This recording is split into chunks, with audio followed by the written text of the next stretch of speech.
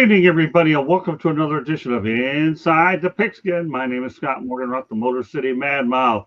And what a great night we have as I have one of my original co-hosts on here, Mel Farr Jr. comes back. I know Mel's been busy for a while, but we are so ecstatic to have a guy on here who helped me get this show off the ground, Mel. So glad to have you back with us. Hey, great to be back, man. I appreciate it. Appreciate the opportunity. We appreciate you more than you'll ever know. And so glad to have you back. Stephen Reichel is my co-host. Welcome back, Stephen. Always a pleasure, my friend. Always a pleasure. And Candy, now a regular, the most knowledgeable football mind on the planet. Tell you, she's no ordinary female. This woman is loaded with information, and she does a whale of a job. Thanks, Scott. It's great to be here. Why would I bring Detroit Lions guy George Eichhorn? I need number one. I need somebody to kick around, and I need another guy who's a reliable Detroit. Of course, my longtime colleague George Eichhorn. Glad to have you on tonight's show. Thank George. you. Good to be here. Thank you. Well, the title says it is. Who's going to be Derek Carr's replacement? Steve Reichel will add some insight.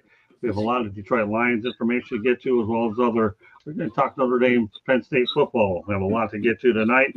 Hope you can stay with us all night. We have a lot of information. If you don't get it all in the first time, don't hesitate to listen to it again. So let's go out there. Let's start off with the big story that Derek Carr retired due to a shoulder injury. So there's going to be a wide open competition. Steve, you have any guesses as to who you think will end up being the new quarterback for the Saints?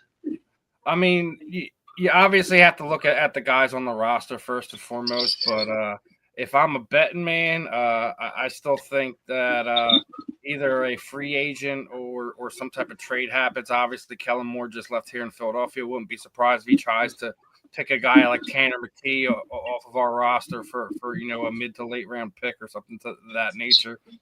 Wouldn't surprise me at all. But something tells me to appease the the Who Dat Nation down there, that they're probably going to have to get somebody else in there that's not on the roster, considering you go through the draft and you don't grab a high value quarterback. You go through free agency. You don't get yourself a veteran to kind of shore up that in case that Derek Carr was going to be injured. Now he's retired, so they're in an interesting spot down there. We were already talking about it, a couple shows in when we were talking about the coaching change. You get a small window. Kellen Moore, is going to be on an even shorter leash now. We'll see how it goes. Yeah, and it's only pertinent tonight not to really talk about a lot of names because it's so premature now that the draft had just concluded anyways, and you don't know what free agents are still out there. There's Carson Wentz. Rodgers is obvious person out there if you're looking for veteran people. Mel, what's your take on this? Came as kind of a shock. Derek Carr was speaking, I don't know, a month ago or so, and people were talking about his shoulder, and he was kind of evaded it, kind of dismissed it, saying people didn't know what they were talking about. And then, for it to happen after the draft, especially, I know they say it wasn't a very quarterback-rich draft, but there were some guys that could probably go in and compete for a starting job. And we saw what happened with Shedeur Sanders. I mean, I think, they had talked about him possibly landing there, but, maybe, because Derek is getting a little older, maybe they wanted to transition to another quarterback, given that Kellen Moore was there. But I think if you look at, they got a good kid that drafted out of South Carolina, I believe it was, that came from Oklahoma. Kellen probably got 2 years, I guess, to figure this thing out. They probably got a little bit of a leash here.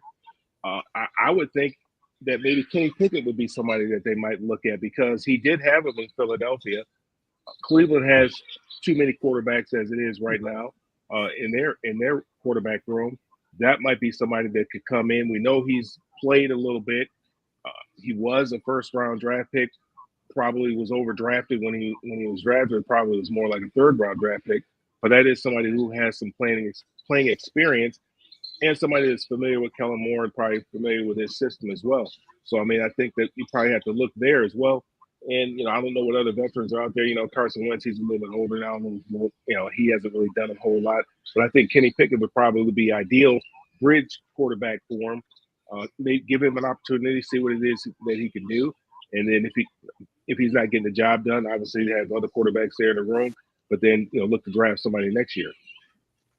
Next year. Pick makes a tremendous amount of sense. What do you think, Corey?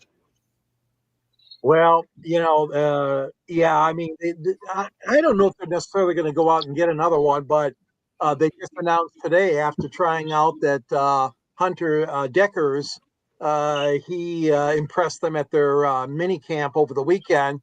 So the Saints have signed him, and you talk about the other young people in the room, Mel, and of course after Derek Carr's retirement announcement, you also got the Louisville quarterback Tyler Shaw, 25, who they took in the second round of the draft this year, and Spencer Rattler, he's 24, right. And Jake, is it Hayner, 26?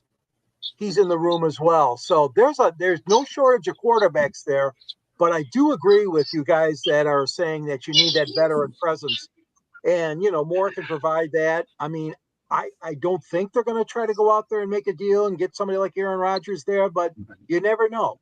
You never know. They certainly cannot come and have the kind of horrible season that they had last year. What did they lose? 7 or 8 in a row at one point, the Saints. Goes back to the days when they used to call them the Aints. But no, New Orleans cannot afford to get off to a real slow start, Scott. No, they got to get that quarterback room straightened out. Definitely. What do you think, Candy?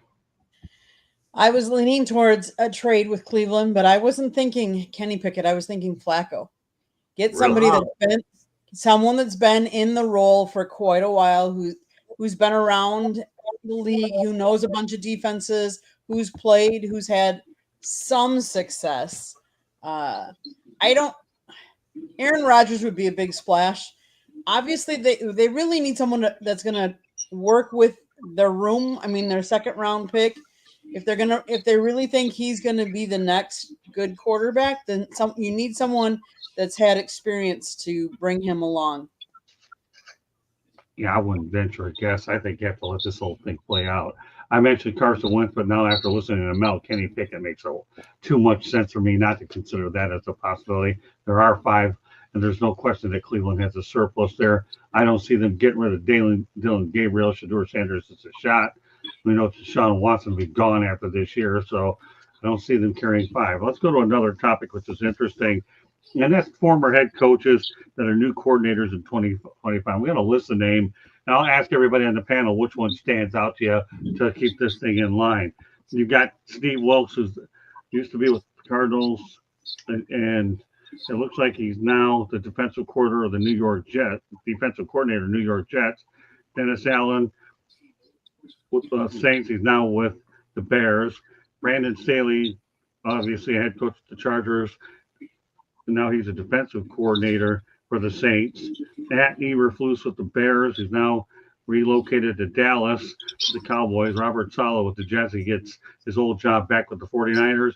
Josh McDaniels, Raiders, now obviously he's with the New England Patriots.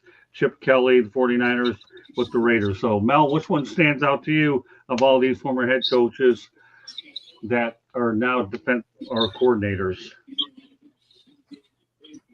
I mean, the only one that really kind of jumps out at me is probably Brandon Staley, and that's only because, I think that what's the coach's name in New Orleans? I think it just kind of reciprocated what he did for him in San Diego, giving him an opportunity when he was kind of pushed out the door of Dallas, give an opportunity to go to San Diego, give an opportunity with the Chargers to be an offensive coordinator. That didn't last long.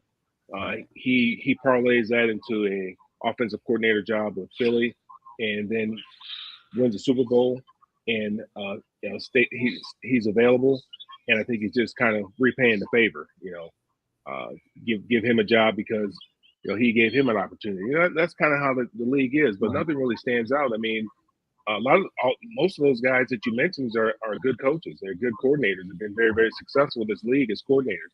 I'd like to see some of them get another opportunity to become a head coach. I'm glad to see Wilkes get the opportunity with the Jets. I think that'll be a great opportunity there. I think that'll be good for the Jets. And of course, Robert Saleh, I think he's a solid coach. I just think he was dealt a bad hand with the Jets at that particular time, and really didn't get an opportunity to allow his talents to show themselves. So I hope he gets another opportunity. I'm not really a 49ers fan. I don't particularly care for Kyle Shanahan, but I am rooting for Robert Saleh. Okay, Steven. I mean, obviously, I got to take my shot to Chip Kelly right here. He did absolutely terrible as he was a coach here in Philadelphia. He did absolutely terrible as a coach for the San Francisco 49ers. I think he saved his coaching life by going to college and kind of reinventing himself in some ways. I don't expect him to be vying for a head coaching job at any point in time over the next handful of years. He just better hope that that the Raiders do well to kind of put him an opportunity to even get a chance to be a head coach in this league again, because it could not have gone worse for him with his first two stints in Philadelphia and San Francisco. So be interesting to see how that is. But I agree with Mel's point with Kellen Moore kind of given the Chargers fired coach another crack at it, being on his staff. I don't think it's going to be as fruitful as he wants to in the first few years, because that roster is pretty barren right now. So we'll see how that plays out for him. But I like some of the moves by some of them. Maybe we'll see how it all straightens out as the season gets here. George. Yeah, I think one of the more intriguing ones is the one Steve just mentioned. Chip Kelly. I mean, this guy's been away from the pros for 7 or 8 years now, and it's going to be an awful big task to come in there. And again, you're talking about another team. They're not as bad as the Saints were last year, but the Las Vegas Raiders, of course, had a very troubling season last year. That whole franchise has been struggling for years, as we know.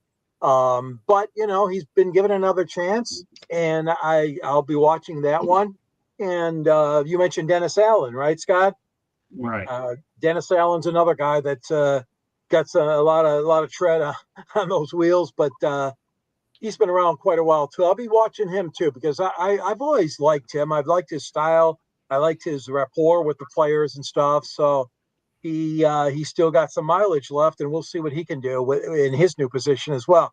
But I do find overall, the whole overall theme of these guys that were once head coaches, and it's not demeaning. It's not that at all. It's just sometimes you don't see as much of this in sports as you do in the NFL. But guys that are now giving up the head coaching job, and like you said, the theme here is going into the coordinator position. So it's rather unique that so many of them at one time, but land of opportunity coaching in the NFL. Let's call it that. Well, going to coordinator was the worst thing in the world. You don't have to deal with us, number one. And number two, you get to coach. Yep. Think about it. I mean, you have to deal with all the other things of building a program. Now you're just taking care of 25, 30 players. Candy, go ahead. So one of the advantages and disadvantages of going last is you guys have taken a lot of the different ones that I was going to talk about. So I'll talk about one that you guys really didn't talk about, and that's Josh McDaniels.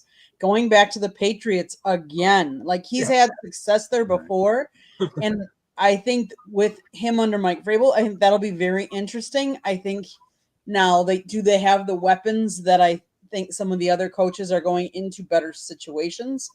But he's also, and we've known this, that he did not have much success as a head coach, but he was a good offensive coordinator. So I think he could have some success there, especially under Vrabel. So the only two things I'll mention, number one, I'll be curious to see how the Chip Kelly, Pete Carroll dynamic works out. Yeah. But the big, because that to me is the odd couple if I ever saw, with Tony Randall and Jack Lugden written all over again. The second thing I'll mention is I'm glad that Robert Saleh landed back at San Francisco, but he had to endure with the Jets was absolutely awful. I wouldn't wish that on anybody.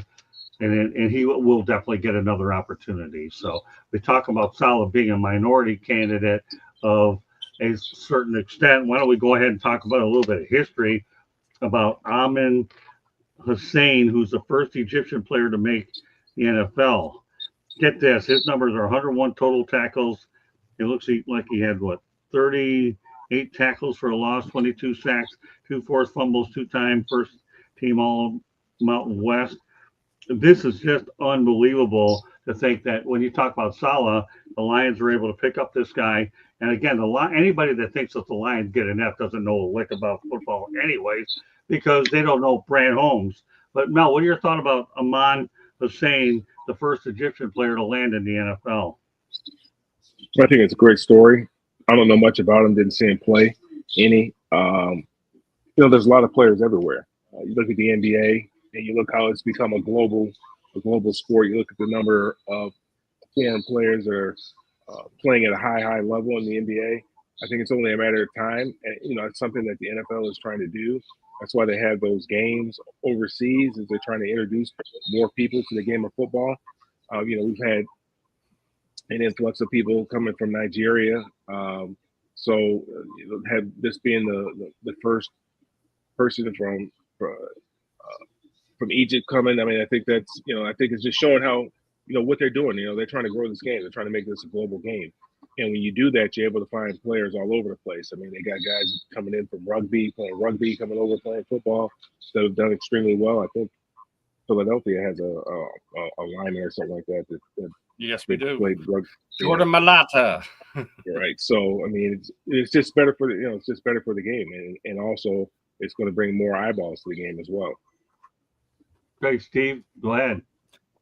And even more so, what Mel was just saying, they just brought in another rugby guy, a 21-year-old kid. His name escapes me, that they just brought in to the rookie camp to kind of bring in some more. So we're getting more of not just the rugby players, but as Mel was talking about, trying to grow the game, get into these other markets. Having a kid from Egypt in there is only going to kind of further that pushing. Hopefully. He's ends up being successful, and they get a few more guys from over there. Where you never know, we may be having some preseason games in Egypt over at some point in time in the next 5-10 years or something like that. But it's as he said, it's a great story. You just want to continue to see these guys grow, regardless of if they're from here in the United States, if they're from Australia, South America, India, it doesn't matter. The NFL is truly becoming a global sport, and we'll see how it continues to grow. All right, George. Yeah, I think the Lions surprised a few people, but this kid's got a lot of gumption. I think that drafting him was a smart thing. Coming from the international side doesn't surprise me, because like you guys stated, it's a global sport now. It's going to be that way for the good part of the future, obviously, as more and more youngsters get acclimated to professional football and they want to play it and try it out. And Lions took him from Boise State, and he did turn a few heads. I'll be honest with you. Last week's mini camp with the rookies and the free agents here in Detroit, he did a nice job. He was real good with the interviews. He had some brief interviews with members of the media, and let's see how this plays out. But I'm happy for Hassan. I think that Egypt is an unusual country, only in the effect of that you don't hear much about sports except for soccer, of course. But like Mel stated, there's a lot of young men coming from Africa, Nigeria. We see it a little bit in the more so in the NBA, but the NFL is opening its gates to more international players. All right, Candy. He was actually born in the United States, moved to Egypt at the age of 6 to live with his father in Cairo, where he participated in CrossFit, wrestling, boxing, and swimming. In 2018, he moved to Anaheim, California to live with his brother, a football coach who convinced him to try the sport. My brother saved me, he said. I was in Egypt acting one way, and my life and personality changed. I've been grinding and working. I'm blessed. He attended high school in Anaheim, where he was rated a 3-star recruit. And then on December 16, 2020, he signed a national letter of intent to play college football for Boise State. After that, he was a 6th round pick by the Lions.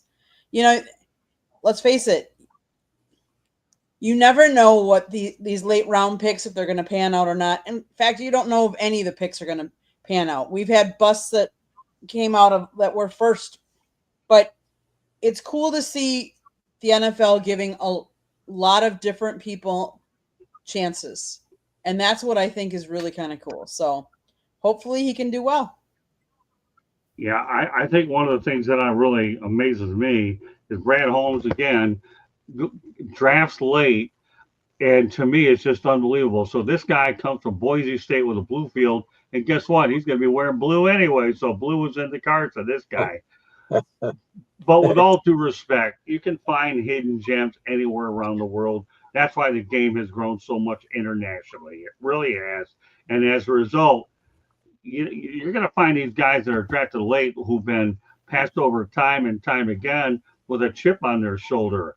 And I can't tell you how many late round picks have gone on to do well. They get their 7-second contract. So this guy got on a mission not only to prove to a lot of people wrong, but it also, if you're in Egypt and you're looking at him as a folk hero, this could lead to a lot more participation in the sport where they'll all follow in this guy's footsteps. I think it's a great story, and I'll definitely be curious to see how it plays out. We'll stay on the Lions theme. We have a few Lions topics tonight. George Eichhorn is from the area, so I want to make sure we had a few extra. And there's a lot of things that the Lions have had to deal with, but this is one of the more intriguing ones, and that's this. Nobody, said by Brad Holmes, nobody's going to be given a job.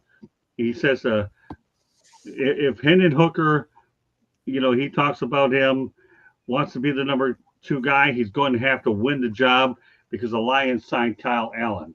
And the only thing I'm going to say to this is this. I'm going to go back to Gino Auriemma. We had an opportunity to meet this guy out for the NCAA Women's Final Four. He says, how do you coach an environment where players feel like they owe you nothing and you owe them everything?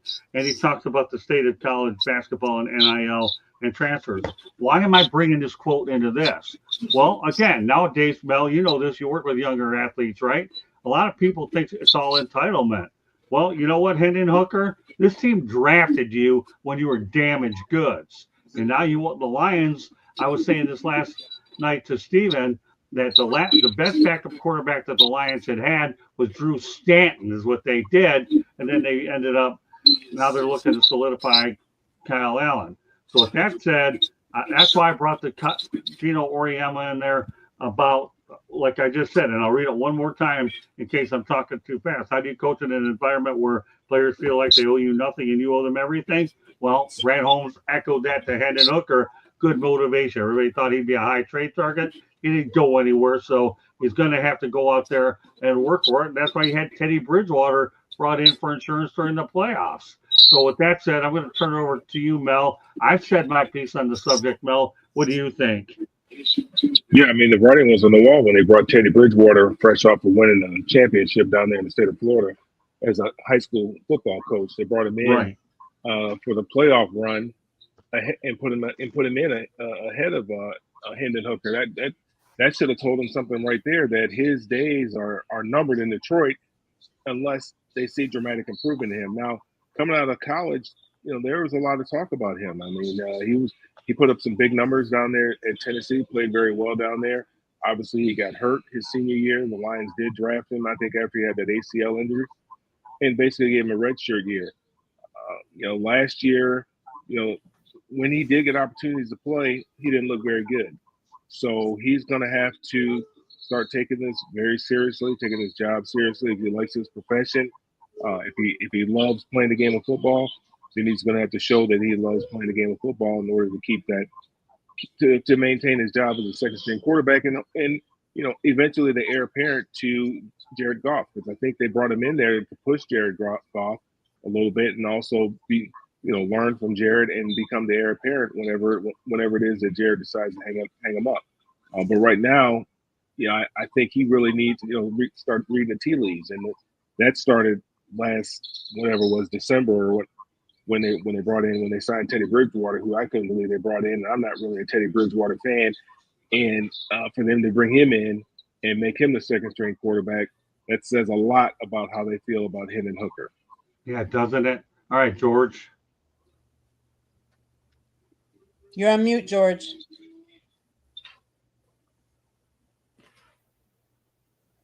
Okay, I apologize. Yeah, look, he's 27 years old. Now you could say he's inexperienced. He's just like a rookie, but I mean, like Mel said, he had a lot of good years. He had a lot of good numbers before the injury down in college in Tennessee, and he's just been a disappointment. I'm not out there every practice session or anything like that, so I can't speak from that experience. But there's no good vibes coming out of even the media that cover the Lions every day. I mean, you don't see a lot of people even trying to talk to him or do stories on him. Right now, he's kind of just there. And, with Teddy Bridgewater, like Mel mentioned about bringing him back at the end of the year, I mean, cripe, Hooker only got into 3 games last year, and that was just a relief role a couple times when Goff got hurt and he had his bell rung. But I tell you what, I did not think that was a bad pick. I really didn't. Looking back at it, I think that the Lions, I thought at the time that they made a good decision there. But as time and days and months and years now have gone by, it doesn't look like it's that much of a future for him in Detroit. I agree with that. Steven? Listen, as it is in this league, there, no one's promised anything. The only thing that's guaranteed is the first, 22, 24 guys on the roster. Anything after that, it's a free for all. You gotta earn your spot every day. There could always be someone else on the roster, maybe not on the roster, that's gonna bump you out of your spot, whether it's your second string, third string, special teamers, whatever the position happens to be. So, what you've already earned today is only rented. You have to keep earning it every day, especially in the NFL. It's not a league where you can rest on what you think you're owed, what you've already felt like you've already earned, things of that nature. So as far as that, you got everyone else is kind of hammered this point home. And listen, when they bring in another quarterback, like you say, read the tea leaves, read the air in the room, whatever saying you want to have at it. That's probably what this kid needs to do, or he needs to start playing outside of his mind, living in the film room, things of that nature, to make these guys aware that you want to be a part of this team. Candy? Don't focus on what you think you deserve. Take aim on what you are willing to earn. You are in a league where there's only 32 teams. So there's 32 starting quarterbacks. There's going to be a couple of backups for each team, 1, maybe 2. Out of all the quarterbacks that have played, whether it be college, you're in an elite class, act like it, and earn your right to be the second quarterback on that team. Because if you don't, somebody else is going to outwork you. Don't feel like you should just be handed it because you did well previously. Otherwise, I want a job. I mean, I'm entitled, right? Why not? Well, how many more jobs do you want? You got 3 or 4 already. Taking care of me is probably the equivalent to 4 of them. So, kidding with you. All right, one more Lions topic I want to get to. It's just a did you know, basically. Aiden Hutchinson, get this, had 4 interceptions. There's more interceptions than Sauce Gardner, who had 3. How mind-boggling is that one, Steven? And he was hurt. Where was he playing again? Where was Mr. Gardner playing? Oh, he's playing in football in New York. Listen, Sauce had a great rookie year, and that Jets team has been nothing but a mess, since then. They already had the the Hassan Reddick experiment blow up in their face. I mean, right. Listen, I'm not sitting there gonna say that Aiden Hutchinson doesn't deserve credit for nabbing 3 picks. Listen, doing that at an end position is always something to tip your cap to, because it's not the easiest thing to do in the world when you're that close to the quarterback. So definitely tip my cap to him for that. I hope Sauce doubles up on it this year, just because I'd like to see him do well. But listen, we'll see what Hutchinson can do as a pass rusher this year, and if he can stay healthy and on the field is kind of what I think everyone should concentrate on here. Amazingly enough, though, that number is 4-3, and Hutchinson missed the majority of the year. Mel? It just tells you what type of athlete Aiden Hutchinson is, and how desperately he's needed on that defense because obviously he can make plays. When you get an interception, that's a turnover, that's making a play, that's a huge momentum swing. For a guy to be able to do it at that position, that says a lot about him and his athletic ability and what he means to that defense. So it's impressive. His size is 6'7", 6. I mean, he's a big kid and has a high motor. And Detroit sorely missed him towards the end of the season, and also in the play. Well, they missed him for the majority of the season and into the playoffs. And looking forward to having him back and seeing how far the Lions can go this year. George? Yeah, I mean, Aiden's been working his butt off, as we all know, to try to get back into shape after that terrible injury and this operation that he had to endure. And yeah, a lot of those interceptions, he gets those hands up there in the face of those players, and in the face of the quarterback, and sometimes you just never know where that interception is going to be. Sometimes it lands directly in your own hands, sometimes not. But it proves just the versatility this young man has. For him to have interceptions like that, 4 already in his career. Yeah, I really think the future is still bright for him. The key is going to be, like Steve mentioned, how is he going to come back? How is he going to look? How is he going to endure after the operation, after the injury, and this great effort that he's putting forth, as we've seen with film in the Lions workout facility that they've shown the video of him running, and he's just progressed very, very well. So. But yeah, that is kind of ironic, Scott. He's got the 4 interceptions already compared to these other guys. Candy? Our previous topic could learn from Aiden Hutchinson because he plays with heart. He doesn't feel entitled. He works hard, and he's well liked by everybody. But that's why he has success, is because he continues to work hard. He continues to show his abilities and prove his abilities through his working, not through I'm entitled for this or I should do this.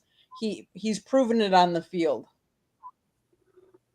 Okay. All right, one more topic to get to. Go back to college football a little bit, then we'll go to a station break.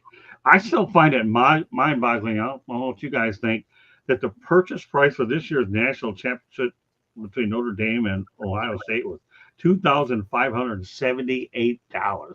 Can you imagine this year what it'll be? But get this, $2,578, Stephen, for last year's national championships. What are your thoughts about that? I'm not surprised at all. I went to WrestleMania not this year, but this past year it was here in Philadelphia, and I almost spent $1,000 a ticket for just to take my son. The ticket prices on everything has been absolutely absent, like out of this world. Baseball, there's no rhyme or reason to it. You can find some games where you can go and get decent tickets for $10-$20. There's places that you're paying $80, $90, $100 for nosebleeds. It all depends on where you go, and this is a direct result of not being able to physically go to a stadium and buy tickets. Everything is online. You have a surcharge for this, a surcharge for that. Ticketmaster, there's a surcharge for this. It doesn't matter where you go, you're getting charged up. The ticket prices for everything has been absolutely ridiculous.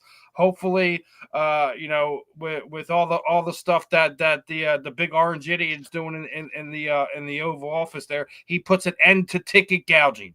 It is ridiculous. There may be a small fee that should be attached to it to anything. I'm 45. I like a physical ticket. I don't want these digital tickets. It drives me nuts that that's how we sit there and have to do things nowadays.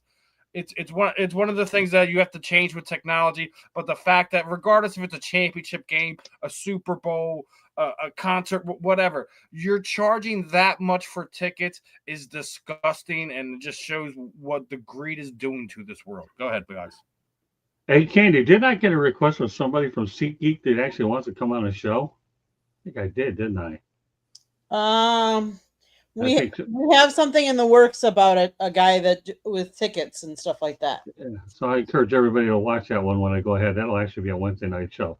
All right. With that said, Mel, what are your thoughts about that college championship game that netted about $2,578?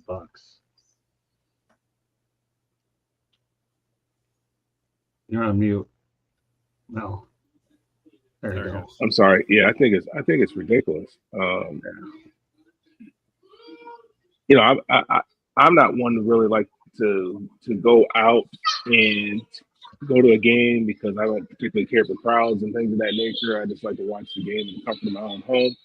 But if I do want to go to one of these large events, I don't think that I should be gouged in that way for a seat that's normally $100 or $200 or whatever it is, and having to pay $2,000, $2,500, $3,000, $5,000. I don't think it's fair. It makes it more of a corporate event than it does a fan event. A true fan can't afford to go watch their favorite team play. Now, I don't know, unless you go to one of these schools that has a whole lot of money, University of Georgia or Alabama or something like that, where everybody's super rich and super wealthy, but the average fan can't afford to go out and watch their favorite team. So it's like the Super Bowl. The Super Bowl has really become a corporate event because the tickets are so expensive that the average fan just can't afford to go and take their spouse and two kids. I remember going to the game back, what was it, 1970 something, when the Cincinnati played San Francisco at the Silverdome.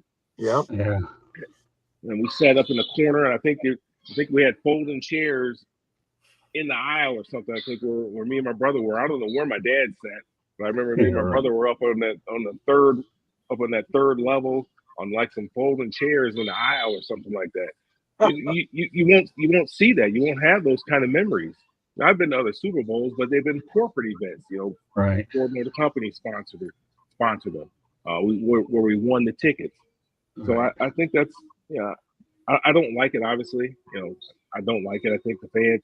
I think there is no game without the fans, and it's not just the people watching TV. I understand they get a lot of money from the television rights, but the individual clubs make a significant amount of money too, just from the people coming to the stadium. So I would love to see them do something about that.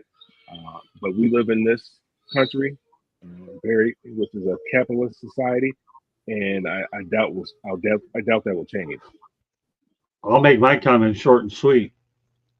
Unless I get a press credential, I'm not going. You think I'm paying $2,578? Part of my Europe trip is going to be paid with that kind of money. So no way, Jose. Either I'm covering the game or I'm not going. But I can appreciate them gouging the fans. I don't like it. But I tell you, the only fans you can't gouge over are the ones in New York who will pay any amount of money to travel anywhere. George Eichhorn will segue over to what happened to the Pistons and the Knicks. But what are your thoughts initially on the first part, George? $2,578 to see that game. And if you're welcome to use the Detroit reference about what the Pistons did to the Knicks, and you do get the permission on this one. Oh yeah. Well, I've been a Notre Dame fan for many, many years, but listen, I don't have that kind of money. And it was a damn good matchup. Notre Dame against Ohio State, but still. You have, like you guys said, you've aced out so many people, so many of the true sports fans, so many of the true football fans that can't afford that kind of stuff. And I know for a fact that there's a lot of people out there that go ahead and get their season tickets for different events, and then they sell them off because they know they're going to make extra money on it. Right. And that's the secondary market that we talk about sometimes, where these tickets become available. But the fact of the matter is, when you're charging outrageous prices like that, it is ridiculous. The Pistons, they tried to block as many quote unquote Knicks fans or New York fans from purchasing tickets at their Little Caesars Arena for the 2 home playoff games, which was game 3 and game 4 of the first round series. And, I guess it worked to a pretty good degree. I mean, of course, the guys that we saw on television, there's a few of them, including Spike Lee, who came into town and obviously followed the Knicks. But I give the Pistons credit for trying to not totally block, but do their best to say only fans in, let's say, Ontario, Canada, Michigan, and Ohio. I think it was something like that. I don't know. There were like 3 or 4 regions. If you lived outside those regions, they weren't going to sell tickets to you. interesting way to do it. Interesting. And I think it worked to a certain degree. Okay. Candy, you have the last word on it? Then you go to station break. That's your automatic cue. Okay. In 2024, the college football season, ticket prices ranged widely. The overall average was somewhere around $175. When you look at it, though, for example, the Michigan versus Texas game early in the season, starting prices were $441 for a regular season college game. The highest starting price for the 2024 season was for the Texas versus at Texas A&M game. Ticket prices for that game started at $625. Now, if you're going to start that high for a regular season game, the championship game I can totally see being as expensive as the over 2,500. Is it right? No. Because you think about it, at least back in the day when I went to college, I didn't have money. I was trying to work just to pay for my college education. And here I was a college fan wanting to go to see my team support my college and play football. And if the prices are like that, there's no way. How can you afford it? You could barely afford school. So like Mel and they've said, it's become more and more corporate and only corporate. And that's sad. That's really sad. But in the same breath, it's the corporates that are paying the NIL money to get some of these college athletes to be playing in some of these games as well. Okay, station break, Candy. Okay, South Florida Tribune Publishing Company published a book. Let's get the copy of that book right up on top here. Lessons from the Microphone, Tuning into the Enduring Wisdom of Visionary Leaders. It is written by our host, Scott, the Motor City Madmouth Morganroth, and the foreword is written by George Eichhorn. Both panelists tonight on the show. Awesome job, fellas.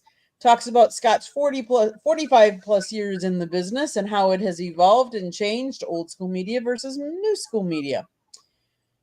Go get your copy today. Amazon, Barnes & Noble, Kindle, Google and Apple Books. And if anybody that is on here that's watching has read it and bought it from Amazon, we'd love to hear about it and write a review for us and let us know.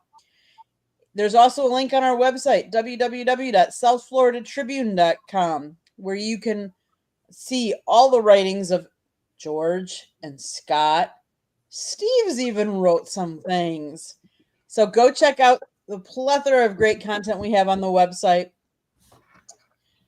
If you see the red subscribe button in that lower right-hand corner, honestly, I don't know what you're waiting for. Please hit it, like us, share us with all your friends and family. If you like to listen to podcasts, you can find us wherever you get your podcasts. If you want to advertise or sponsor a show like this great show, call Scott 954-304-4941. And if you want to be a guest or have topic ideas, you can always email us at southfloridatribune@gmail.com. Back to you, Scott. Well done, Candy. Well, we're going to stay on the college theme a little bit. I know Mr. Notre Dame, George Eichhorn, can appreciate this one as well. Marcus Freeman was angry at James Franklin because James Franklin was saying that schools that Notre Dame should play in a conference. Mel, you know what? I know you're a coach of the college game. What are your thoughts about this particular topic here? Mel, I know you have to get going shortly, so I'll let you leave on this note, okay? But mute won't work. What was this comment? I'm sorry. Oh, that's okay. I know you have to get running, so I'll let you go on this note. So give me your thoughts about what Marcus Freeman, was angry that James Franklin was saying that independent schools should play in a conference. And you know what? I'm also going to ask you to comment on another topic before you go, because this one's one of the most important ones too. But start with this one. I'll give you another one. Is that fair enough? Well, yeah, I think that, obviously it all has to do with money. And that's the reason why he made that comment. When Penn State when a team from the Big Ten makes the college football playoff, they have to share that money with the rest of the conference. Whereas when Notre Dame makes it to the college football playoff, they're able to keep all that money. So technically, I guess that gives them a competitive advantage over some of their competition. they've been able to function as an independent because they've always had their games, since I was a kid. And that's one of the reasons why when you were young, you want to go to Notre Dame, because they had that contact with NBC. They were always on television. Kids, you would see that. Young kids would want to play. You want to play on TV. You want to be having, your friends have an opportunity to see you play. I think it's much to do about nothing. I mean, I think James Franklin was just probably bumping his gums. Obviously, he has an opinion, and that's how he feels about it. Notre Dame kind of has an affiliation with the ACC. I don't know why. I think they're more of a, I don't think they really want to. If they were to join a conference, it would be a conference like the ACC, where they'd have an opportunity to dominate the ACC. They know if they went to the Big Ten, that'd be big problems, because they're very, very competitive football teams, particularly in the Big Ten. So even though they're kind of naturally fit for the Big Ten, I don't think they'll ever go to the Big Ten. I think they have a somewhat of a they think they're better than everybody else. They kind of really believe that because they are Notre Dame, and I think they'll be independent as long as they possibly can until something changes with the money, and then maybe they'll join a conference. All right, two quick things, and I mean they'll be real quick, I promise. Okay, what are your thoughts about Pittsburgh drafting Will Howard out of Ohio State, the defending national champs? How do you like that pick? I was kind of stunned, to be honest with you. Everything I was hearing, I heard it like Milroe. I heard I thought Shador would be a natural fit there. I thought that would be a good landing spot for him. Will Howard. I think it's, just kind of, I don't know. Glad they drafted somebody, but I don't think he's the answer, to be honest with you. They need some. They got to get back to being who they were, their identity. And even though Big Ben was there, when they won the Super Bowl with Big Ben, they had a running game. When they had Jerome Bettis, they like to run the football, and then they like to play complementary football. They want to run the football. They want to be very physical on defense, beat you up on defense, and punish you at the line of scrimmage. So I think they have to get back to that brand of football, and get somebody who can play quarterback, who can that's going to be a good manager of the game. And finally, last topic, and I know you have to run. Thanks for hanging with me. It's glad to have you back as well. Do you think will the NFL expand to 18 games? Commissioner Roger Goodell says that's the next logical step. What do you think? Yeah, I mean, 17 games has never made sense. But again, they're going to have to give. There's going to be some give and take with the PA. They're, in order for them to get that 18th regular season or 18th regular season game, there's going to have to be some give on their part to the PA, that they're going to have to give them something for the PA to give them that other game. So it's only a matter of time, until that happens. Yeah, and it's funny how you say that, because we're going to be releasing. I think we've already released a couple of videos of the NFLPA talking about it. In case get them there on the South Florida Tribune YouTube channel as we speak. Mel, I want to thank you very much for joining us here, and we look forward to having you on. Once or twice a month if you're able to do it. But today was a big show. I know we have a lot of Detroit topics, and we're really thrilled that you came back to your home here on Inside the Pigskin, and we look forward to it again. God bless, and thanks for joining us. God bless you guys. And one last thing, how can people get a hold of you? You can always find me on Instagram, Twitter, or X, Facebook, LinkedIn at Mel Farr Jr. Follow what we got going on for the kids at Mel Farr, superstarfoundation.org. Appreciate it. Thank you, guys. Thanks for joining us. Glad to have you back, Mel. Thank you. All right. Appreciate it. Bye-bye. Bye now. All right, so we'll continue with the topics. I'm glad that we got him for a lot of the key ones. So let's go ahead and let's talk about, let's see, where was I? We're going to start with Notre Dame. Marcus Freeman was angry at James Franklin. Steve, what are your thoughts about the fact that, Franklin was saying that Notre Dame should join a conference? I think since we now have the football playoff in college sports organized, let's do away with all this conference, non-conference. Do away with it all, please. We're only playing in the conference. We're only playing. No. Everyone should play everyone at some point in time over a handful, over a 4 or 5 year period of time. There shouldn't be. We're in this conference. No. Let's still be cavemen clawing at the wall. Like, come on. What are we talking about here? Seriously? Really? Yes, money. I don't listen. There's times that guess what, the best team in college basketball, whatever, are going to play each other. It shouldn't matter about the freaking money. It should not matter because you're gonna pull the money from the one school as it is anyways. I don't want to hear about it anymore. I don't want to hear about, well, we're playing in the Pac-10. Oh, we're playing in the Big Ten. I do not care. I do not want to hear about it anymore. Regardless of money or anything else in between. It is the most ridiculous argument that we still have in collegiate sports. It should be a non-starter. It should not be anything that we're discussing anymore. It's caveman stuff. We fixed the college football playoffs. Now let's fix the overall thinking of it. I love that rant. So you know what? After tonight, we ain't bringing it up anymore. But I'm glad the rant was really good. And I hope that we get rewarded on the reels and the shorts for your little rant on what you really think about this stuff. All right, George, I don't know how you top that rant by Mr. Reichel about, I don't want to hear it anymore. I don't want to hear it anymore. Guess what? You heard it tonight. And look at that body language. Unbelievable. Toastmasters can use you with that particular body language. Good stuff, Steven. Okay, go ahead, George. Hey, listen, all these college people think they're experts. They all want to tell Notre Dame what to do and what not to do. It ain't going to happen. And, Mel hit it perfectly. They got a TV contract with NBC. Right. They've had it for years and years and years.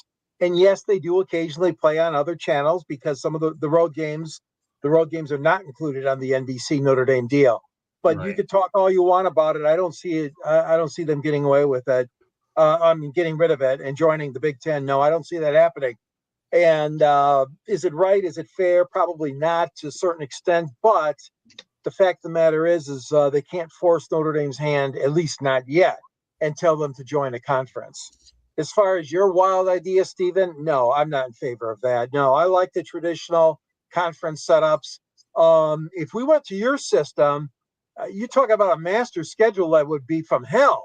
I mean, how are you going to figure out, like, let's see, Michigan, you'll play Notre Dame every 22nd year. You'll play Texas every 17th year. I mean, they can't possibly do what you're envisioning, which is a master schedule for all the teams that are, whatever, FBS schools. I don't think that's going to work. I like the conferences, but you don't. That's okay. We have our opinions. Okay, Candy. They won't get away from the conferences because, let's face it, all of the different conferences have media rights. There's the ACC network, there's the Big Ten network, and all of that drives revenue. Notre Dame has they've been allowed to have their own, so they go out and get their own rights, so they get to keep their money, whereas the Big Ten, they have to pool all their money and then distribute it. Notre Dame then also gets to pick who they want to play, and that's part of their independence. Now, whether any of you or some of you might know or not know, Notre Dame has been a member of the ACC in all sports except football and men's hockey. And the men's hockey is actually in the Big Ten, ironically. Apparently, I've read someplace where Notre Dame attempted to join the Big Ten Conference back in the 1930s, but was allegedly blocked by none other than Michigan. And it was due to their anti-Catholic sentiment. That's what I've read. So whether that's true or not remains to be seen, but obviously Notre Dame is not part of the Big Ten except for men's hockey. I think it's part of what makes it different, and I think it's a lure for some of us that want to see our team play Notre Dame. Miami plays Notre Dame this year. The Hurricanes play. We want to see that game, and it brings it to a different level because they're not in a conference, I think. Should they be? It's not up to me. I'm not the one that's paying the money to be in the seat or paying for the education or any of those or paying any NIL money. So I'll let everybody else decide that. But well, I'll tell you this. I'm going to go with Mel in this situation. Number one, Notre Dame were to go to the conference, they would go to the ACC because they could. The competition is so much more inferior in the ACC than the Big Ten. If you want to ask Nebraska what it was like to play Wisconsin, go ahead because it wasn't easy. And if that isn't good enough, Candy, who did we see in Tampa, the NCAA Final Four? You got to see UCLA, and they're from the Big Ten. So Notre Dame is going to want to mess around with the big boys. They really are not going to want to mess around the Big Ten. So I can see them going to the ACC, but if you're able to put all that money in your pocket with an independent, it's not going to happen. They only need the ACC for the other sports, and of course now they get the Big Ten for hockey. So Notre Dame ain't going anywhere. They really aren't. And I'll tell you one thing: Marcus Freeman has done a good job, and Brian Kelly hasn't done anything at LSU. That's the thing that makes it interesting. Now they're not going to do away with the conferences. Notre Dame's independent, but I still wonder how long it's going to last. Anyways, until it ultimately happens, I just don't see that in the foreseeable future. Notre Dame ain't going anywhere. We'll just now where they may go somewhere is if they continue to struggle and they don't get into the college football playoff, and other teams go there. But I ultimately see the college football playoff, and we'll talk about this on another night, hitting 16 at some point to make it an even number, not a sticky, crooked number with 12. I think we've said enough on it. Glad that Mel had an opportunity to voice his opinion on that. So we'll go back to what happened in Pittsburgh, okay? Right after being drafted by the Steelers, to give more details on it, Will Howard called the team's QB coach requesting the playbook to be sent immediately per Sports Illustrated. We were going to give you the weekend off, but this relentless work ethic is exactly why we drafted you, Steeler QB coach Tom Morris said. That is hard to find in this day and age, right, Stephen? A guy that wants a playbook right away, wants to learn it, and he's getting the day off. If that doesn't impress coaches, tell me, Stephen, what does?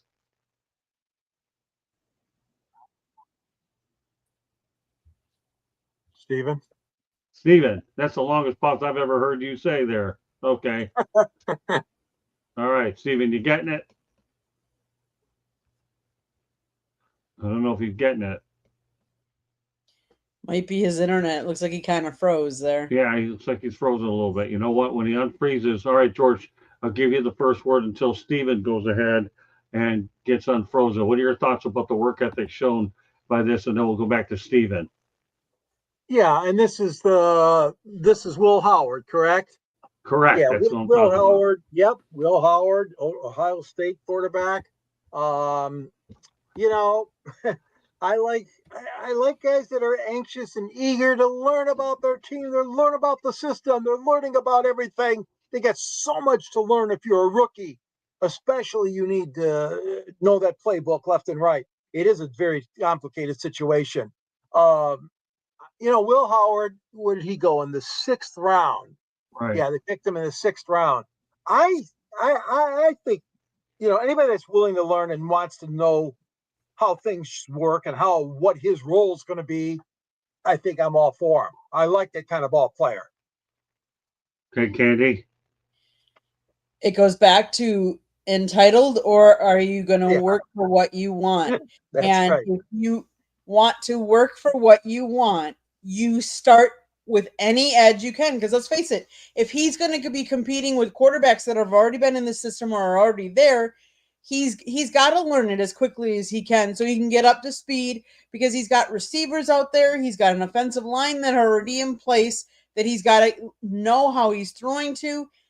One of the biggest things I have complained about is that these quarterbacks, and especially the elite ones, don't always play in the preseason games. Well, you need that when you have young players and young people. So you need those edges. You need to learn quickly so that when you go to training camp, you can really work on your timing with quarterback and receivers and stuff like that. So I applaud him. I think good for him to, not feel entitled and to want to work. All right, Stephen. Will Howard, work ethic, all that good stuff. Wants a playbook. All right, I think my internet's back now. I guess that's why they canceled the games tonight. Is the weather storm was like, nope, Stephen, okay. You're not talking now. That's all right. What are your thoughts about Will Howard and the Steelers? The playbook. I didn't hear anything of the question. All right. Okay, I'll go over everything again, Stephen. No problem. After being drafted by the Steelers, rookie quarterback Will Howard called the team's QB coach requesting the playbook to be sent immediately. Per Sports Illustrated, we were going to give you the weekend off, but this relentless work ethic is exactly why we drafted you, Steeler quarterback Carr said. So what are your thoughts about this guy? It doesn't matter if we're talking about a quarterback from Kansas City or a defensive end from Arizona. Any guy that just gets in the building, that should be the first thing he's done after he's drafted is immediately ask the playbook to be sent over so they can start going over it. It just shows a guy that is happy to be where he is. 1, 2 is trying to get himself up to speed and implemented to what's going on in the building, regardless of like I said, it doesn't matter where it should. If you're now in the NFL, that is your job now. Your job is to know the playbook and to know where you're supposed to be on the field. Or the only thing that you should be trying to get caught up on is verbiage and what are audibles for offense or defense. Okay. Well, you know what? As far as I'm concerned, I think the guy's unbelievable for even being able to ask for the playbook and then the coach is saying take a week off. I don't think you find that in this day and age. And if you go to the NBA, they need load management. This guy was a workaholic. I can see him being a hidden gem for sure. Let's not talk about the NBA. They kick themselves in their own face. Well, that's true, but I like to kick around the NBA every opportunity that I get. So this was a perfect opportunity to do it. So. All I'm going to say right now, hopefully we get we finally get a new champion from the way it's going to look like after this. Hopefully you see the Indiana Pacers and the Minnesota Timberwolves in the NBA Finals, and that's how we get a new champion, some new blood into the league. But I digress. We're talking football. Okay. Well, you know what? We're going to go on to our next topic. And will the NFL expand to 18 games? Commissioner Roger Goodell says that's the next logical step. What are your thoughts, George? I'm not a big fan of it. I mean, they've already lopped off exhibition games and they've got down to a more manageable schedule, I feel, with 17.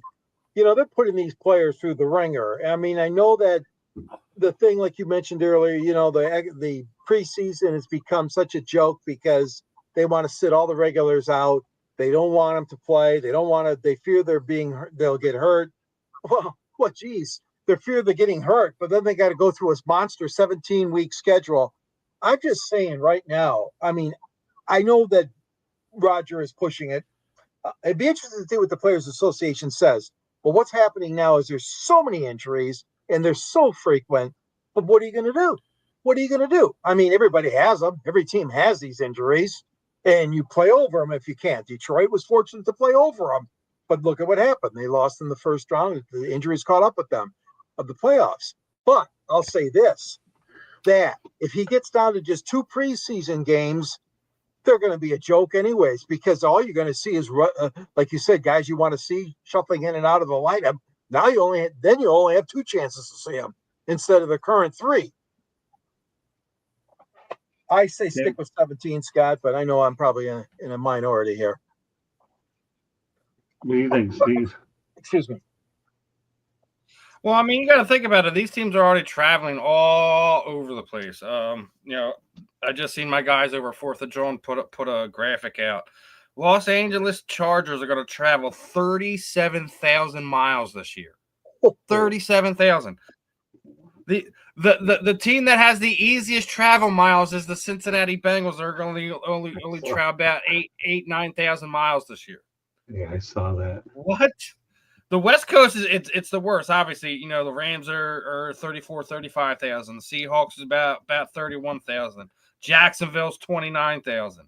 So it's like they are already traveling all over the place as it is, right? And then we already knew that the 18th game is Lube and Mel had already touched on it. They're gonna have to give the Players Association something. So and it ain't something little. You're gonna have to give. I think a couple things. I think you need to give You're going to have to give them more roster space, one, because these guys are already taking a beating, right? I would say more roster space, more space for your practice squads, and I think you might even see a second bye week for some of these teams. Right. You're gonna have to do something, and I get what they're trying to do. Like, even more so, like as we're already talking about with the international expansion and things of that nature. You're gonna have to give them something monetary, extra roster spots, all that. I think all that will be on the table if we're already naturally going to be progressing to an additional game. Then you're going to have some of the old timers who when their records get broken because there are more games, like, oh well, it's an 18-game season now. Remember what Eric Dickerson was saying last year as Saquon Barkley was approaching his record. Oh well, I did it in 16 games. I did it in 14 games. You're gonna have a lot of those guys. They're gonna be clutching their pearls, man. Which I don't think is the right way to go about it, as it is, anyways. But like I said, these are things that are all gonna have to kind of come out as it comes. But I think it's inevitable one way or another. It's just something that as we continue to be media members, fans, kind of consuming football, this is just something we're gonna have to deal with. Okay, Candy. As the NFL wants to expand and do more international games, the one way to do it is to have more games in the season that they can do and have the more buys, because they've said if they're going to go to 18 games, they're going to have 2 buys, not just one. That allows for, this year we have 7 international games. If you go to 2 buys per year, you could see as many as 16 international games.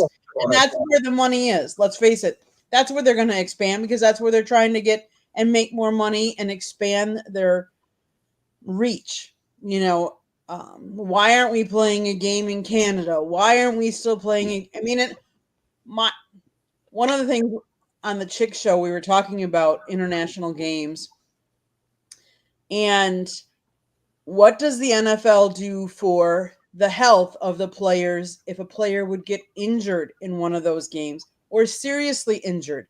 Because let's face it, here in the United States, we have one health system, and we all know about it. So like when Damar Hamlin went down, we know how he got treated.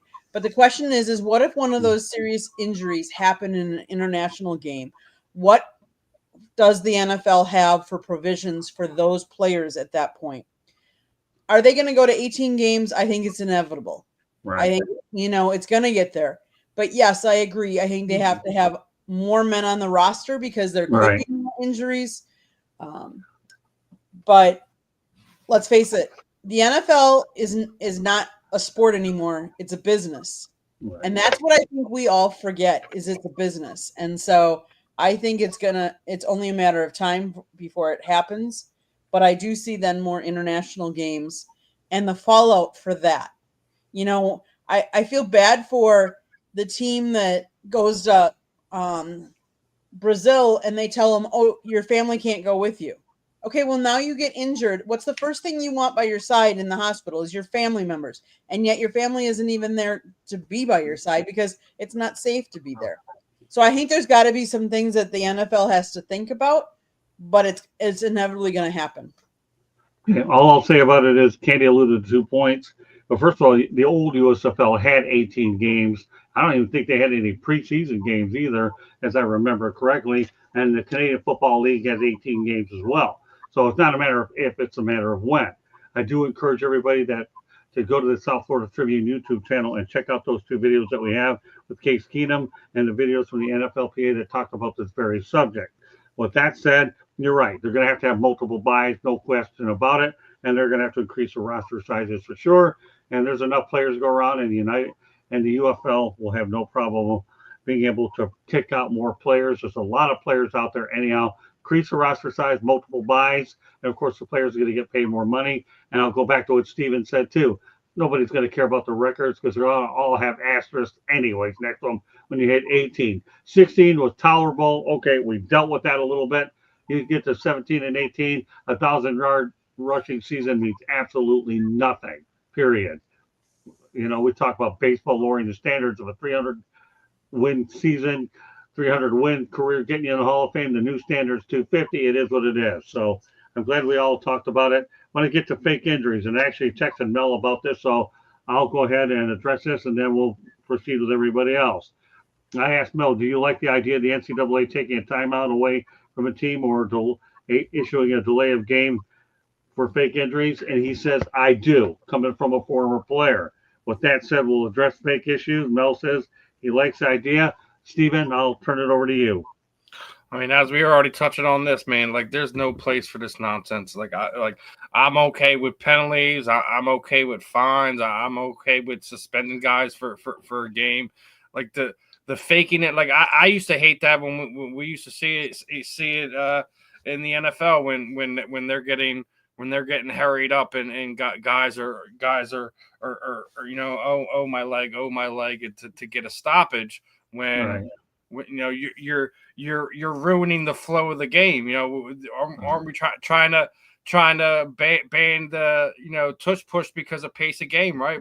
This is right along the lines. This is something that should not be in any level of sports. I don't care if we're talking college, high school, pros. It has no place in sports unless you're actually injured. There should be absolutely a penalty for it. Go ahead, guys. George, you don't cover a lot of college football. You cover a lot of pro football, but we're talking college. But what are your thoughts about it nonetheless? Candy and I cover a lot of Miami Hurricanes games, and I'll tell you, those games are pretty long, right, Candy? And yes, I know that you alluded that the NFL can impose fines on teams, head coaches, and assistant coaches involved in faking injuries. Fines can range 50 to 350 grand on the severity and the involvement. So, George, what are your thoughts about it on the NCAA level? I mean, on the NCAA level, I think are they going to have enough resources to really analyze every situation that comes up? I mean, there's so many games, so many teams. I'm not trying to say there shouldn't be some sort of penalty or some sort of system set up, but my goodness gracious, I mean, are we just looking at the major schools? Are we just looking at the major conferences? Are we going to try to do this throughout all of college football? I guess I'd have to see more of the what should we say, the decision making that's going to go into this. There's a lot of times that, yes, I agree. I mean, we see it in the pros and it's terrible. We see these guys taking off, acting like they got injury and all this crap in the pros. Colleges, maybe not so much, but it still has to be monitored. It still has to be consistent, I guess is the word I'm looking for. Scott, if it's consistent across college football, then I might be in favor of it. I have to see more proof, though, that it would be consistently done. Yeah, well, you need to see more college games to see if it's going to be consistently done because you don't go to many in the first place. Candy and I live at Hard Rock Stadium and we see it. Unless you plan to watch a lot more on TV, we go there and Candy will tell you that these games are a little bit longer every time somebody's going out there to get attended to it. I'm not knocking you, George. It's just a different reality. When you're at the game, you're sitting there, you're seeing an official out there every 5 seconds. Right, Candy? Well, that and the fact that all these games, everybody wants to watch them, so they're on TV. So by the time you start all of a sudden having an injury and someone goes out there and looks at them, now it becomes a TV timeout because now they're going to do commercials and they're going away from the game. So now it's an extended time, possibly. So, yeah. Yeah, there is a lot of timeouts. Yeah. Everybody thought MLB had a problem with pace of play. Go to a college game and you see this stuff, and it gets even worse. MLB is a walk in the park compared to what we end up seeing here. A few more things I want to get to. Pretty easy stuff to talk about. Sterling and Shannon Sharpe are the first pair of brothers to be elected into the Pro Football Hall of Fame. And just recent news that Sterling Sharpe temporarily is stepping away from ESPN amid a $50 million lawsuit filed against him for sexual assault and abuse. First of all, some thoughts, George, about Sterling and Shannon Sharpe being the first brothers to make it in the Hall of Fame. Well, I think that's an outstanding achievement. Obviously, their family is very, very proud of those two young men. What a great careers they both had. I'm very proud of them, too. I do see them as a pace setters as far as the Hall of Fame goes. I am very concerned about, the lawsuit that you mentioned, Scott. I hope that things can get worked out properly But yeah, he made the right decision to step aside for now. That's a very serious charge against him, and it has to be resolved obviously now in the court of law. So, but as far as the honor, outstanding. The two brothers in the Hall of Fame. Okay, Stephen. Well, first and foremost, I want to ask the people voting, what took you so long to put Sterling Sharpe in the Hall of Fame? There's no reason Shannon should have been in there for more than a handful of years before his brother was. Right. He's literally he said it in his commencement speech that he's the only brother in the Hall of Fame where his older brother is more talented than him, is a better player than him. I've never seen a pro football Hall of Famer do that. And that at that moment, if I'm the people voting in, I'm like, what? Where did we mess up? Because that should never happen. Shannon Sharpe should not have to wait. What was it? Almost 20 years from the time he left the league. That's disgusting. Right. I've talked about this so many times, dude. We need to revamp every sports way of putting people in the Hall of Fame. Baseball just punched themselves in the face today because we're gonna take Shoeless Joe Jackson and Pete Rose off of the ban list after they're dead. That's more people die for that to happen. It's a disgrace. As far as the other stuff goes, I mean, it's unfortunate Shannon put himself in this situation. He'd already had people telling him, stay away from these young, fast girls. They're looking for quick paydays. Oh, you're about to sign a $100 million contract for a podcast. Are you surprised that someone comes out of the woodwork and has a lawsuit against them? No, I'm not. That's what you get for running around with little ass girls looking for a paycheck. Do I think it's the right move to step aside? I agree with Jordan that it's absolutely the right move to step aside. It's going to cost him money. I hope that little girl don't get if Shannon didn't do what he says, he's got everything to prove that everything was 100% on the up and up. It was consensual, things of that nature. I hope she doesn't get a cent and she learns her lesson, and that the people who make these claims should also be charged, should also be drugged through court for the same nonsense. Baseless charges are just as bad as the actual crime itself, because now you are hurting this person as their way to make money as well. So I think there should be a back end to this. Hopefully Shannon is truthful with what he says, what he's said over the year, what he stood for himself over the years, is that he stands on his word. He's a man of his word. He's not a liar. He's not a BS or things of that nature. So hopefully that all gets cleared out. But listen, there's a lot to digest with what's going on, and we have to kind of see how all the facts come out and things of that nature. You know, I'm glad somebody on this panel went out there and mentioned Shoeless Joe Jackson and Pete Rose. I am. So you know what you just did? You and I are going to talk about that on the Professor and the People. We're really going to have that'll be a topic, by the way, for next Monday night. Next Monday night for the Professor and the People. So if I were you, I would. I love seeing this guy rant. He's unbelievable. Don't know research need to be done, man. Well, then you know what all you're going to do. All these leagues have people that are not in right now. It doesn't matter if we're talking baseball, football. It doesn't matter. There's a list of guys that should already be in there. There should quarterbacks galore. You guys want to hold these guys over this one doesn't have a Super Bowl. This one didn't do this. Super Bowl should have absolutely nothing to do with it. Absolutely nothing to do. Championships should have nothing to do with a guy makes it in or doesn't make it in. Yeah, their body work speaks for it alone. Yeah, well, you just volunteered for your next article about this Shoeless Joe Jackson one. So, now that you planted that seed, you can go out there and put a few punctuation marks around it. Eight men out already wrote the easiest letter to the world as to why Shoeless Joe Jackson should be in the freaking Hall of Fame. Let alone Pete Rose and anyone else.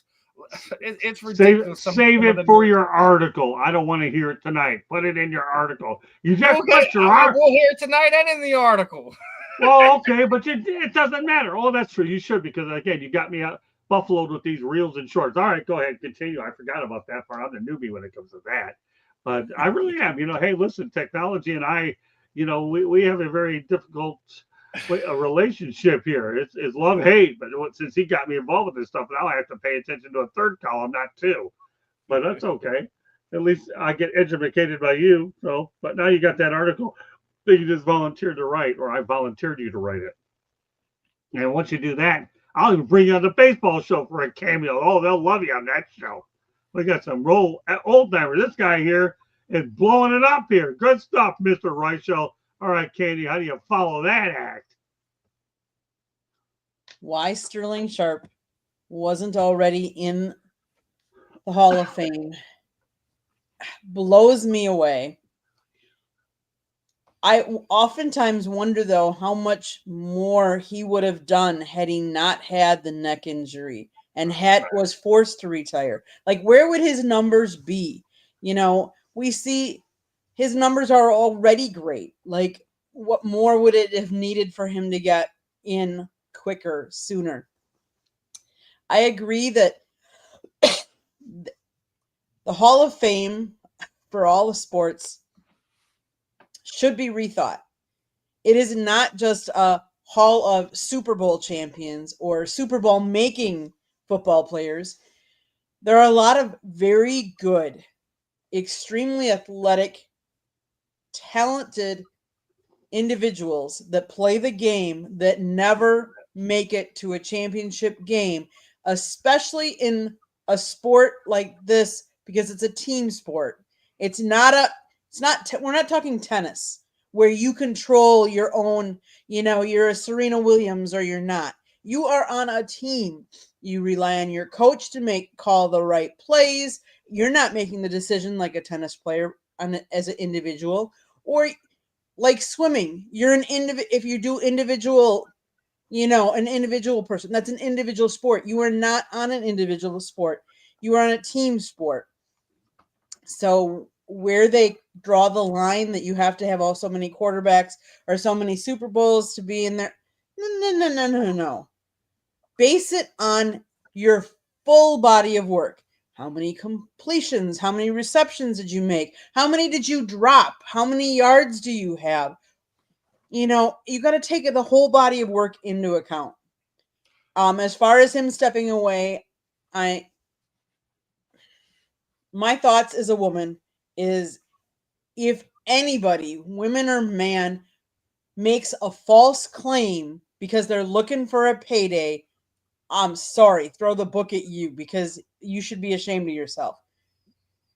On this opposite side, if you are in a high profile position like this and you're doing something like that and you truly did it and now you're lying about it, shame on you as well.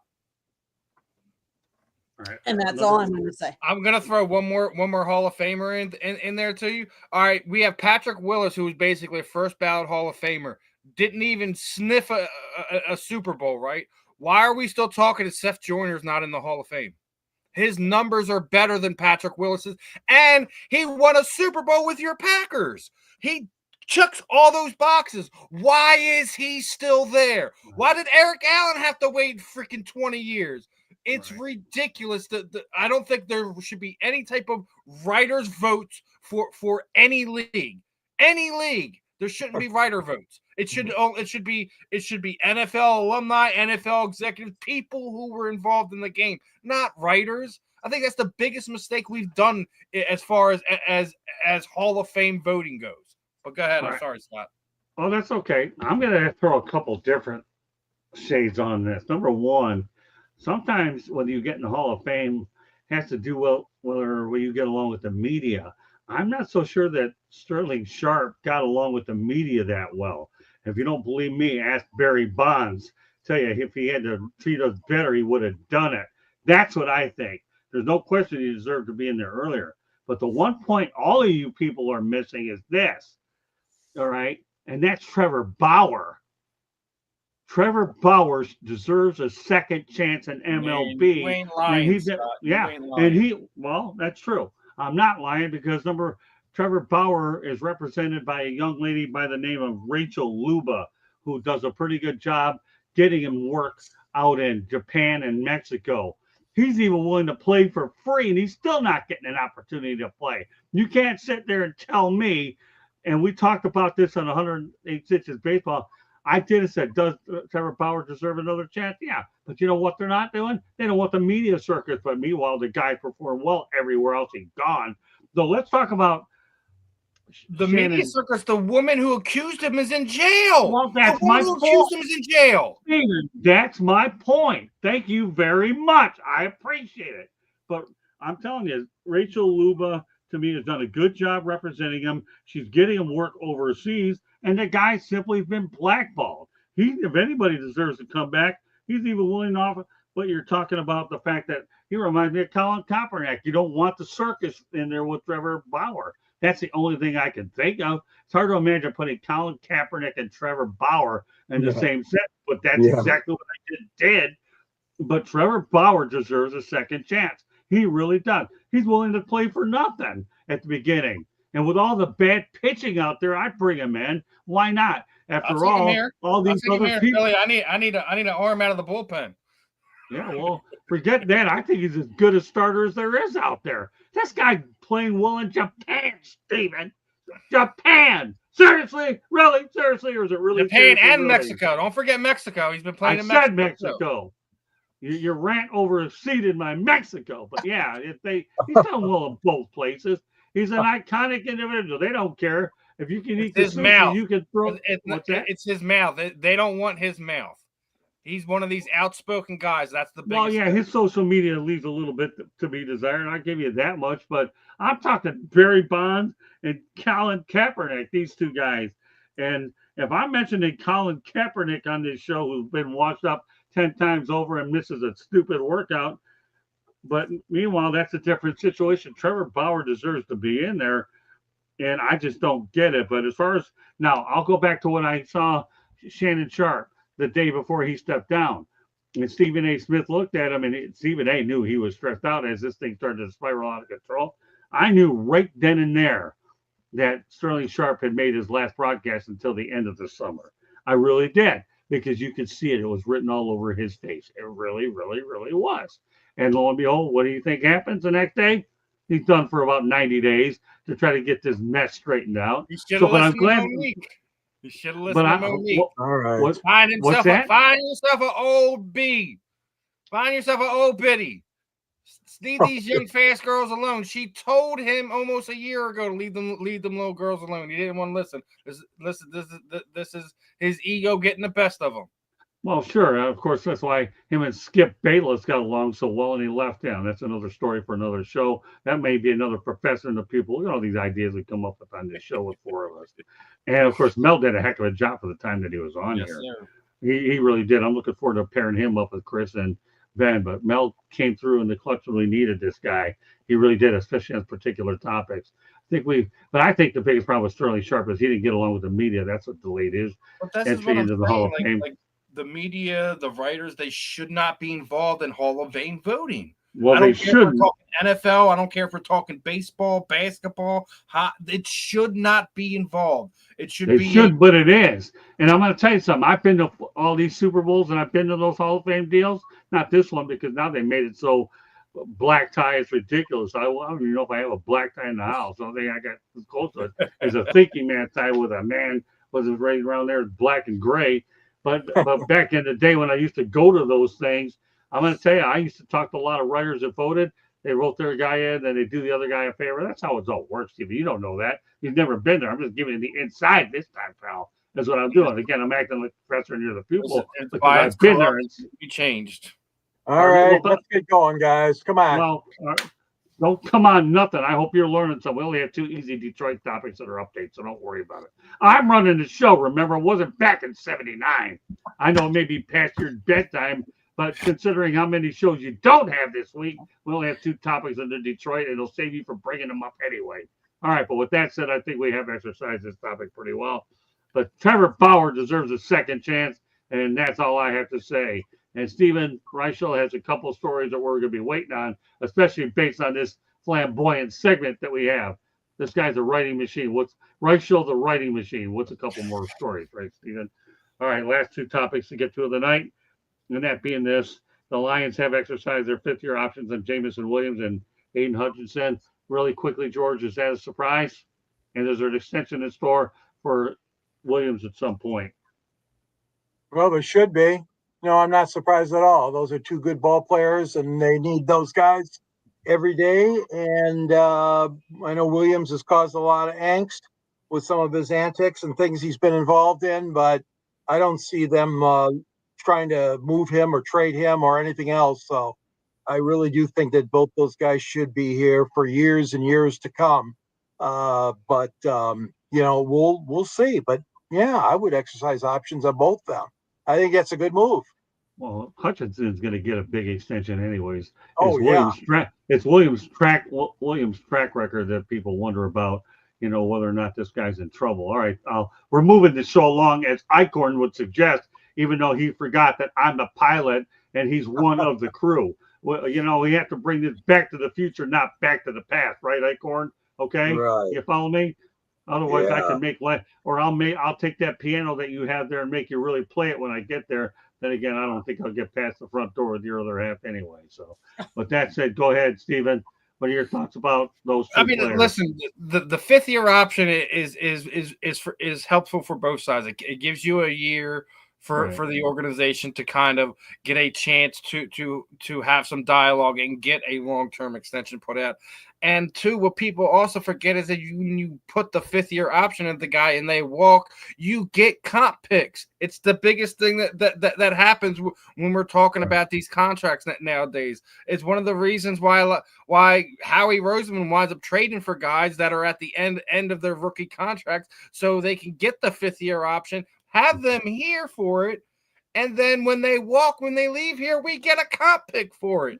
It's one of the things that kind of washes both hands. But I agree with you guys.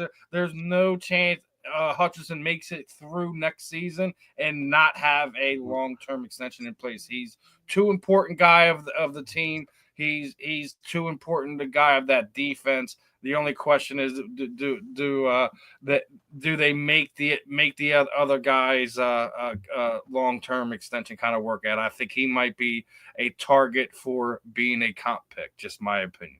Well, Hutchinson's getting his pick. Oh yeah, without Hutchinson. Well, Brand Holmes paying everybody. He's going to pay Hutchinson.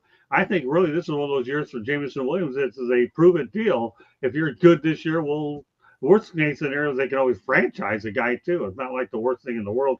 You have to franchise him to buy another year. And remember, the Lions drafted that wide receiver from Arkansas as well. They have big targets, so they'll certainly have more weapons. But Hutchinson's getting his extension. They're paying everybody else. Williams, I think it'll be an interesting story. What about you, Candy? One more topic after this, because I know it's past Eichhorn's bedtime. Aiden Hutchinson, they're definitely gonna whatever they can do to button him up, they're gonna do, because they know how valuable he is, and the rest of the league knows how valuable he is. So, as far as Williams, I don't know. He might be one of those that the Lions have proven that they can win without some of their. I mean, they've proven they can win even without Hutchinson, but do they want to? That's the question. So I definitely see Hutchinson, Williams, not so much. Okay, fair enough. Final topic of the night. Yes, it's the final one. We'll let Eichhorn have the first word on this, okay? And that's this. The Detroit Lions playing in the Hall of Fame July 31st on NBC. Jim Harbaugh versus Dan Campbell. What are your thoughts about the matchup? We know we're not going to see a lot of players, but boy, it's going to be interesting that the coaches are the headliners at the Hall of Fame, right, George? Yes, exactly. It's about time Detroit got involved in that game.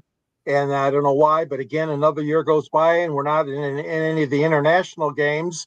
But getting back to the Hall of Fame game, yeah, it's going to be great because you're going to have a Michigan coach there and you're going to have a Detroit Lions coach there. It's going to be very, very interesting to see those guys on that game. Although, like you said, there's not going to be many of the starters, if any, that are going to be hanging around to play in that game. But it's to me, it's always been a little bit of prestige to be selected for the Hall of Fame game. Obviously not on the level of a regular season game. We know that. But you're playing in Canton, Ohio, where pro football's great museum and Hall of Fame is located. So, yeah, that'll be a good one to watch. I think it's a good matchup for Detroit against the Chargers. Well, the only thing I'll be curious to see, the only intrigue I'll have is like Jim Schwartz and Jim Harbaugh. I'll be curious to see what the handshake is like before and after the game because that was entertaining. Yeah. So I'll turn it over to Steven. I can tell he's got that old big grin on that one. Go ahead, Steven. What are your thoughts about that one? Oh, I always got a bunch of different grins, my friend. But listen, I can only imagine. The Hall of Fame game at this point in time is an irrelevant thing. I've already said it multiple times. I think this is where they should kind of move the NFL Pro Bowl, but at least they're going to keep it an interesting matchup and things of that nature. The Hall of Fame inductions and the night of or night before. I forget however they work that, but it's always good when you have a rivalry matchup thrown in there to kind of keep the relevancy. So it's going to be interesting to see. Well, the coaches will be the draw. You have a former quarterback and a former tight end leading their teams, and they're both pretty good coaches. So what can I say? You have a little bit of offense there, and I'm still looking forward to the handshake. I don't care about the game. I don't know if I'll even watch it, but it doesn't matter. Who knows where I'll be then? But all right, Candy, you have the last word. Then you're going to take us to a station break, and then we're going to wrap it up with some final intros. Mel did his thing. Once again, I want to thank Mel Farr Jr. for coming on. Looking forward to having Ben Troop and Chris Jones on next week. It'll be those two guys coming on, George. It is a classic. We're going to get you on with both of those at some point tonight. Obviously, neither were available, but having Mel on, a good old friend, was just as good, especially considering the material we're working with. All right, Candy, you got the last word on the Hall of Fame game. The Hall of Fame game has been there for forever. Is it interesting that we have the two former coaches going up against, each other like they are? Sure. But that storyline is already played. I mean, we've already seen that matchup before. When it was this big storyline. So it'll be interesting. Obviously, that time of year, everybody's, how should I put it, hungry for football because you've gone how many months without it. So whatever matchup you put in there, people are going to watch. Like, it doesn't matter who plays in that game because people are watching because they want to see football. They haven't seen football in how long. As far as the Lions not getting an international game, George, oh well, too bad. You get enough home games and enough, around that you're much of a draw right now here in the States. So, and who wants to get up at 9:30 on a Sunday morning and watch the Lions?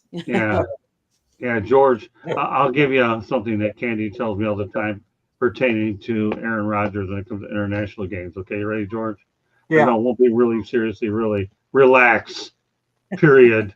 They'll get them eventually. I don't think they're begging for international games when they have to drive up. I'll get my first taste of Europe anyways. It ain't going to make a lick of difference anyway. So I'll have a better assessment of those international games after I get there. But I guarantee you one thing about those international games, they're not going to be playing them in Iceland, and I'll leave it at that. So, but that said, that does it for this edition of Inside the Pick-Ten, but we're not done yet.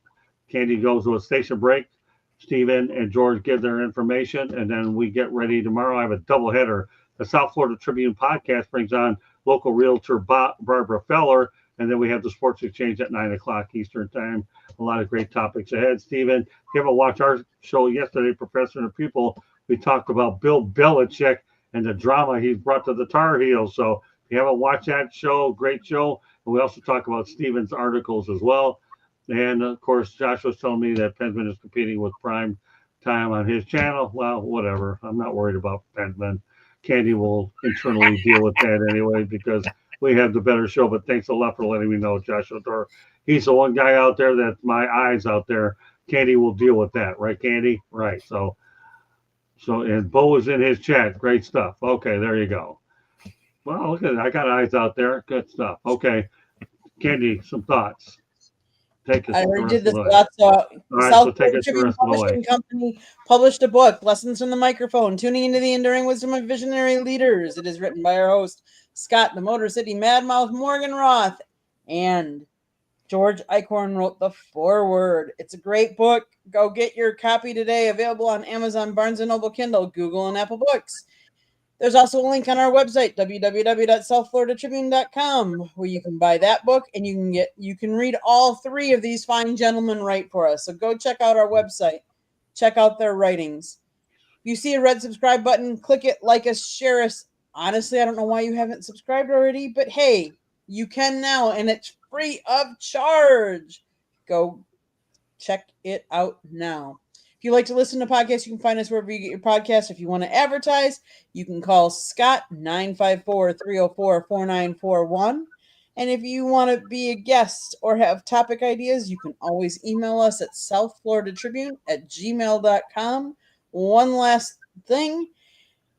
If you like to listen to girls talking about sports before this show, Tuesday night, 7:30, the Chicks Podcast. I'm one of the 4 chicks that are on there. Go check us out. Okay. All right, Stephen, give us your information. George, give us your information. Okay. George can be reached at gicorn@yahoo.com. You can find me at the South Florida Tribune website under the contributor section. And you can see at the end of my column, there's always a click there to get in touch with Amazon to order my book, Detroit Sports Broadcasters on the Air, which chronicles, 90 plus years of broadcasting in Detroit, maybe more. Anyways, great being on with you guys and lady tonight. Great show, despite I'm being tired and being an old man that wants to go to sleep. No, you won't have no problem doing that shortly. Okay, go ahead, Steve. Take us the rest of the way. Well, make sure you guys are locked into tomorrow morning. Me and Ben will be back for another episode of The Fan in the End. We'll be doing another Real and Rare this weekend with BYB BKB fighter DJ Linderman. Should be a fun one. I'm working on a few more interviews, and we'll see whatever kinds of works out for us between both the one of our major 4 sports athletes or one of the combat sports athlete who winds up popping on. We got some fun stuff in the works, regardless if it's going to be on Inside the Pigskin or if it's going to be on The Fan in the End. But you can find me, Facebook, Instagram, YouTube, Twitter, X, however you put it, on X, it's Steve Sport Talk 1. Have the YouTube channel, just type in either my name, Stephen Rochelle, or Steve Sport Talk 1. And Facebook and Instagram, just type my name in. Always give everyone a follow back, a like back, etc. So make sure you guys are showing not just myself love, but make sure you're showing love for the South Florida Tribune media network here. Make sure you like, subscribe, follow, share the show links, share the reels. Let your friends know, your family know, mom, grandmom, aunt, uncle, whoever it is. Make sure that they're tuning in and showing all of our content love. It doesn't matter if it's this show, if it's Candy's show, if it's the hockey show, baseball show. We got a little bit of everything for everyone here. So just show us some love, show our on-air talent some love, and enjoy the content, my friends. Great stuff, Steve. Glad to have you on here. Obviously, Steve is working with me, and I have him pretty much as my director broadcaster, and obviously works with me on social media as well. So great stuff, Steve. You're a great addition. George has been with me forever, so great stuff. So with that said, that does conclude this edition of Inside the Fiction. We want to thank Melfar Jr. for being on as well. Candy obviously does a great job. Steve and George, glad to have you on tonight. We talked a lot about lines, try to get you caught up with what's going on in Motown. But on behalf of Melfar, Candy Ebling, Stephen Reichel, and George Eichhorn, my name is Scott Morgan, Roth Motor City Madmouth. Thank you for joining us on this edition of Inside the Fiction. We'll catch you next Tuesday night, hoping to have Ben Troop back on, and we're looking to get Chris Jones back on as well. George, obviously, it was great having you on with this group, and look forward to having you with Ben and Chris at a later date. Thank you, everybody, and we'll catch you next week. Appreciate it. Good night, everybody.